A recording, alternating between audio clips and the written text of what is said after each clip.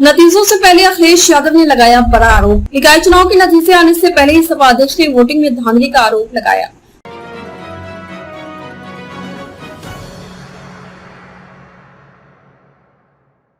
और कहा कि बीजेपी सरकार के इशारे पर निकाय चुनाव में जमकर धांधली की गई है। उत्तर प्रदेश नगर निकाय चुनाव के लिए मतदान की प्रक्रिया संपन्न हो चुकी है। शनिवार को नतीजे आएंगे, लेकिन नतीजों से पहले ही समाजवादी पार्टी ने मतदान की प्रक्रिया पर सवाल उठा दिए हैं।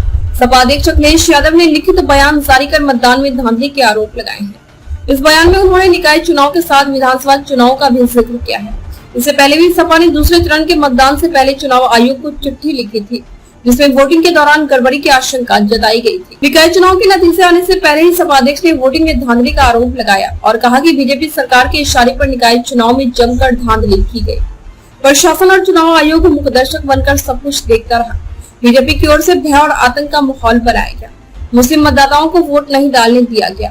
कई जगहों पर बूथ कैप्चरिंग की शिकायत मिली है। अखिलेश ने विधानसभा उपचुनाव के लिए मतदान पर भी सवाल उठाते हुए कहा, रामपुर और सुआर विधानसभा में निष्पक्ष ढंग से चुनाव नहीं होने दिया गया। सपा ने लगाया मतदान में धांधली का आरोप। समाजवादी पार्टी ने इससे पहले भी एक चिट्ठी चुनाव आयोग को भेजी थी, जो दूसरे चरण की वोटिंग से पहले ही चुनाव आयोग को भेजी गई थी। इसमें सपा की ओर से पहले से ही आशंका जताई गई थी कि मतदान केंद्रों पर धांधली की जा सकती है। सपा विधायक रविदास मेहरोत्रा ने कहा कि नगर निकाय चुनाव में बीजेपी की सरकार ने प्रशासन का दुरुपयोग करके सत्ता और धनबल के सहारे चुनाव जीतने का काम किया है। उन्होंने कहा कि वोटर लिस्ट में गड़बड़ी की गई।